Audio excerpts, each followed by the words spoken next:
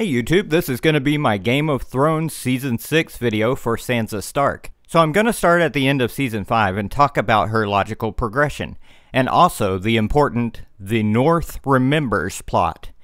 Lots of interesting stuff coming up, so here we go. Now some of you might be wondering about Sansa Stark and Theon's fate at the end of Season 5.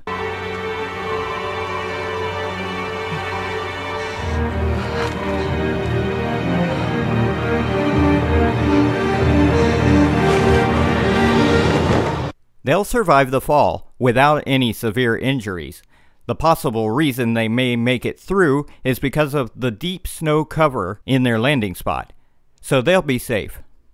Meanwhile in the castle, it won't take much to figure out after Ramsay sees Miranda's dead body, so he'll instantly send Bolton troops to hunt them down.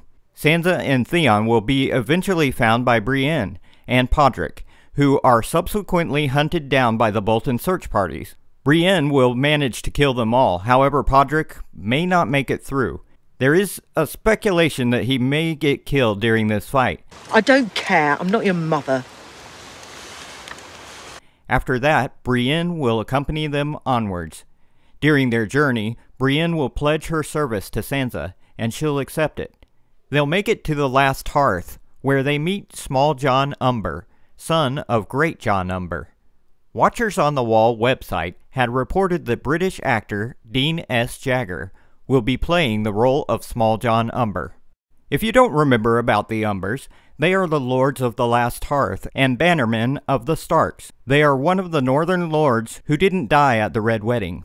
Smalljon Umber will promise Sansa to keep her safe from the Boltons, and she's going to have an emotional family reunion. I'm not asking you to come with me. It won't be safe for Rickon. Me? I'm coming with you. No. You and Osha and Shaggy Dog head for the last hearth. The Umbers are our bannermen. They'll protect you. Yes, Sansa will be finally united with her little brother. So, we are going to see Rickon and Osha after a long time. Now it's time to talk about the North Remembers plot. Generally it means that the Northerners don't easily forget past events, especially betrayals.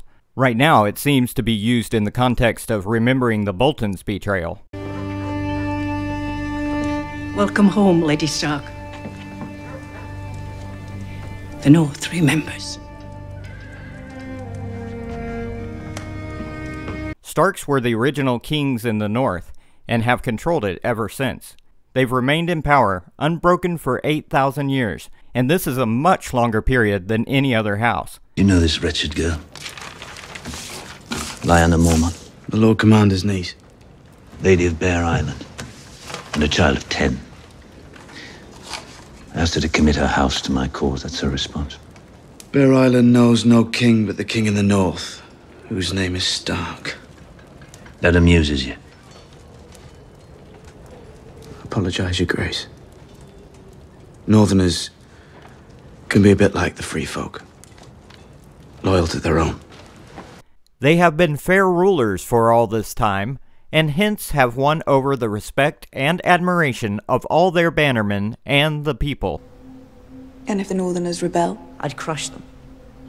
Seize Winterfell and install someone loyal to the realm as Warden of the North.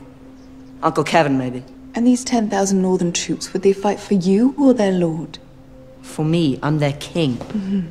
But you've just invaded their homeland, asked them to kill their brothers. I'm not asking. The North cannot be held. Not by an outsider, it's too big and too wild.